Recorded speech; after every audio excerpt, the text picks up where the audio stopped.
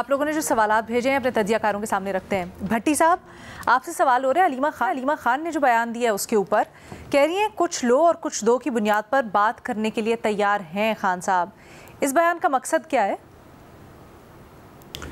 Madam Sheikh, अभी कल ही इमरान खान कह रहे थे, अलीमा खान ही हमें बता रही थी कि पहले पॉलीग्राफिक टेस्ट नवाज शरीफ, शहबाज शरीफ और आसिफ जरदारी के करवाओ, फिर मेरे करवाओ।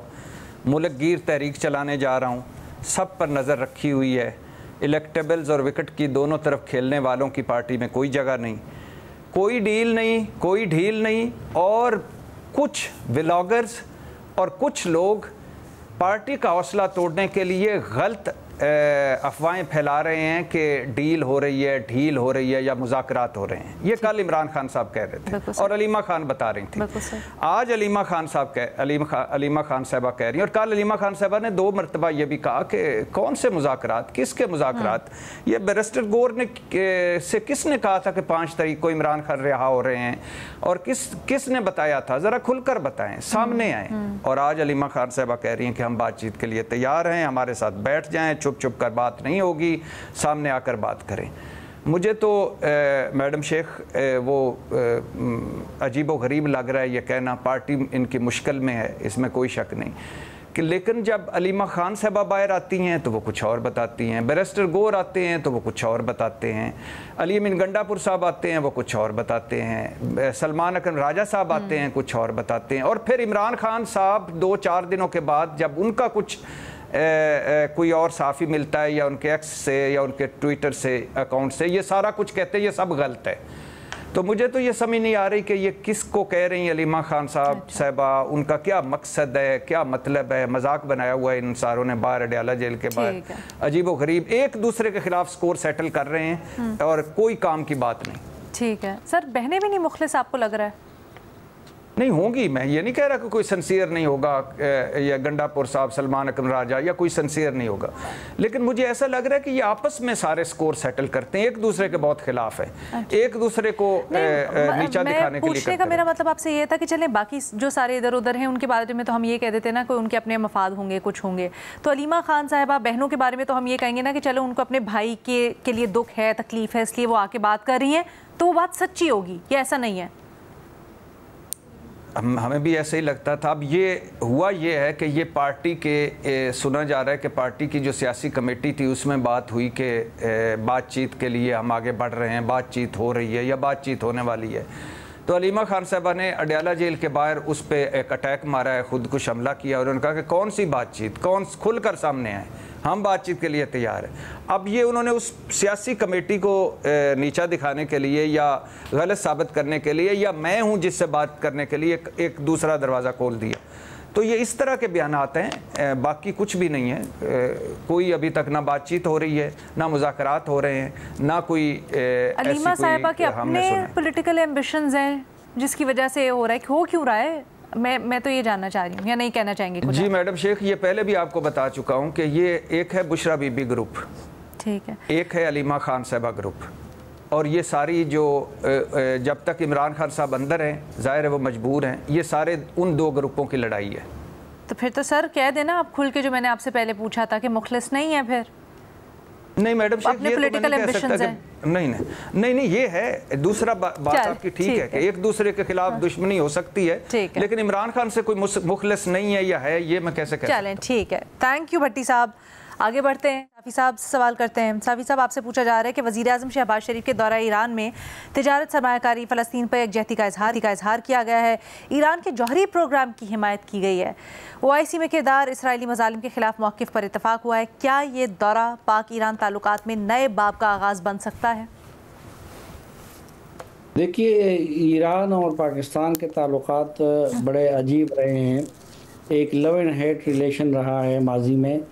एक तरफ ईरान हमारा पड़ोसी इस्लामी मुल्क है और हमारे बहुत सारे मफादात मुश्तरका हैं।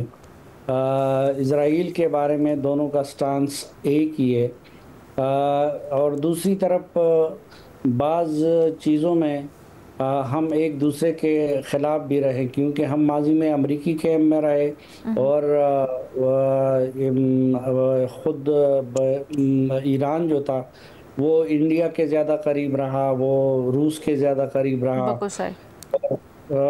अब एक ऐसा मौका आया है कि एक तो चीन एक नई ताकत के तौर पर उभर रही है, और चीन के ईरान के साथ भी बेहतरीन ताल्लुकात हैं और पाकिस्तान के साथ भी बेहतरीन ताल्लुकात हैं। और दूसरी तरफ तो अगर बीच में चीन कोई बॉन्ड बन जाए तो इससे भी हमारे ताल्लुकात में मज़ीद इस्तेहकाम आ सकता है। दूसरा, अगर ईरान और अमेरिका की डील हो जाती है तो उससे भी हमारे लिए बाहमी ताउन के रास्ते मज़ीद खुल जाएंगे।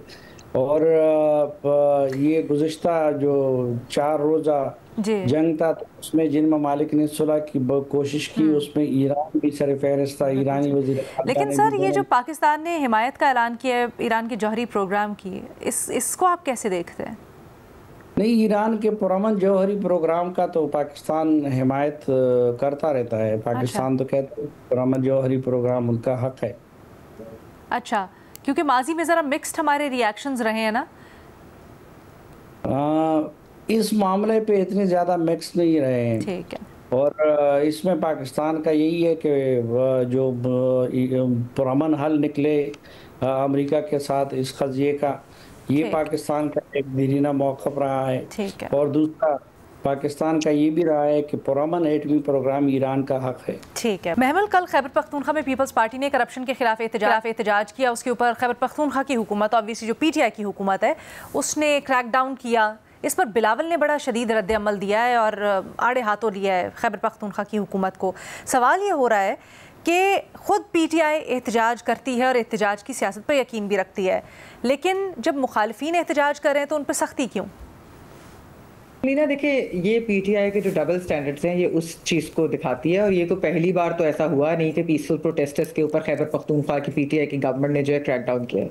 आप पिछली भी उनकी हुकूमतें अगर उठा के देखें, उनके अंदर भी बहुत सारे ऐसे मुतअद्दिद वाक़यात मिलते हैं। अभी इस साल भी आई थिंक पेंशन रिफॉर्म्स के ऊपर जो प्रोटेस्ट कर रहे थे गवर्नमेंट के एम्प्लॉयज़, उनके ऊपर जिस तरीके से बेईमाना क्रैकडाउन हुआ था, और अब ये पीपल्स पार्टी के ऊपर भी हो रहा है। अच्छा, एक तो खैर जो एक तरफ PTI जो है वो अपने लिए तो यही कहती है कि वो कोई प्रोटेस्ट करे तो कुछ भी ना हो, और यानी कि जब उनकी हुकूमत के ऊपर या उधर प्रोटेस्ट होती है पख्तूनख्वा में तो फिर वो इस तरह के चीज करते हैं। अच्छा, दूसरा जो करप्शन की बात है, आपको पता है कि PTI करप्शन के ऊपर कितना राग अलापती है, और अभी भी जो करप्शन के इल्जामात हैं अगर आप देखें तो वो एक्चुअली PTI वालों की तरफ से दूसरे PTI वालों के ऊपर आप देख लें। यानी ओवरऑल देखें कि अगर गंडापुर ग्रुप होगा तो वो झगड़ा के ऊपर, तैमूर झगड़ा के ऊपर करप्शन के इल्जामात, बिल्कुल हमने इसको किया हुआ कि किस तरीके से, अच्छा उनके कोई स्पीकर किसी पे लगा रहा है, स्पीकर के ऊपर कोई और लगा रहा है, बाकी भी सारे सबके ऊपर कोई ना कोई इल्जामात अंदर से पार्टी के आ रहे हैं। तो अगर करप्शन के ऊपर एक चीज हो रही है जो कि वैसे तो PTI कहती है करप्शन ही के खिलाफ उनका जो है ये सारा कुछ है, उनकी मूवमेंट ही पूरी करप्शन के खिलाफ है, पार्टी पूरी करप्शन के खिलाफ है,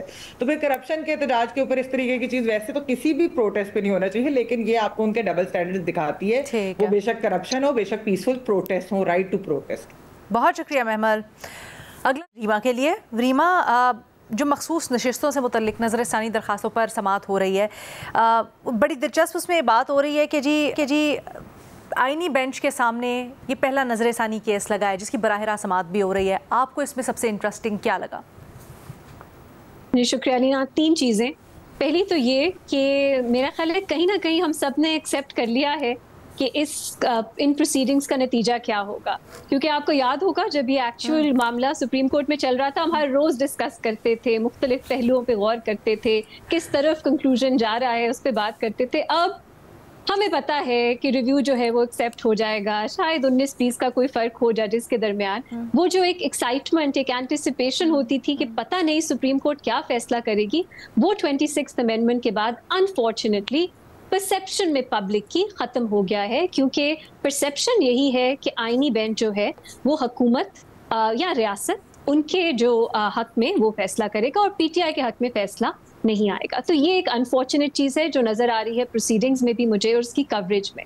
दूसरा, 26th अमेंडमेंट के बाद जो रिव्यू का दायरा कार है उसमें एक अजीब सी कंफ्यूजन है, वो भी नज़र आ रही है, क्योंकि आपको पता होगा हमारे सुप्रीम कोर्ट रूल्स के तहत जो बेंच पहले केस सुनता है, जितना हो सके पॉसिबल वही जजेस रिव्यू भी सुनते हैं। अब अगर आईनी बेंच, और 26th अमेंडमेंट ने बड़ा चालाकी से ये डाल दिया गया कि आईनी बेंच ही जो पुराने रिव्यूज भी पेंडिंग है वो आईनी बेंच सुनेगा। अब हुआ ये कि ज्यादातर जजेस तो पहले केस में इन्वॉल्व ही नहीं थे, तो जजेस के रिमार्क्स से, ऑब्जर्वेशन से लग रहा है कि उन्हें शायद समझ नहीं है कि एक्चुअल फैसला पहले क्या था। तो मुझे कुछ सवालात में ये एम्बिग्विटी नजर आ रही है कि उन्हें मालूम भी है कि 2 जजेस, जस्टिस काजी फाइज ईसा और जस्टिस मंदोकेल ने भी पीटीआई को सीट्स दी थी। ये मुझे इबाम नजर आ रहा है कुछ जजेस में, और लग रहा है कि वो शायद फैसले से वाकिफ नहीं है, तो वकला को फिर से उन्हें फैसला समझाना पड़ रहा है। तीसरी चीज अलीना ये है कि अनफॉर्चुनेटली ये भी एक ऐसी चीज है कि अब हम लोग जो अदालती कार्रवाई है उसकी कंक्लूजन से ज्यादा ये सोच रहे हैं कि जब ये पास हो, रिव्यू एक्सेप्ट हो जाएगा, पीटीआई से सीट्स लेके वापस हुकूमत के इत्तेहाद को दे दी जाएंगी, तो आईनी अमेंडमेंट क्या आएगी।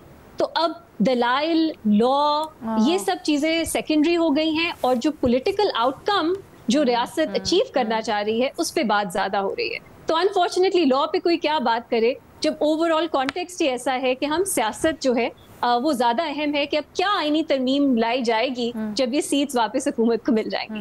अनफॉर्चुनेट, बट मेरा ख्याल है इसी तरह ही देख रही हूँ मैं इन प्रोसीडिंग्स को। अच्छा, हम जो पॉलिटिकल कमेंट्री को फॉलो करते हैं या करंट अफेयर्स पे नज़र रखते हैं, हमें तो चलें जो भी हमारी ऑब्जर्वेशन हो, बट एक लॉयर की तरफ से ये ऑब्जर्वेशन आना कि उनको कुछ ना कुछ अंदाज़ा या तासुर है कि किस तरफ ये जजमेंट जाएगी और फैसला आने से पहले कि क्या होगा, ये बड़ा परेशान कुन भी है। सैड।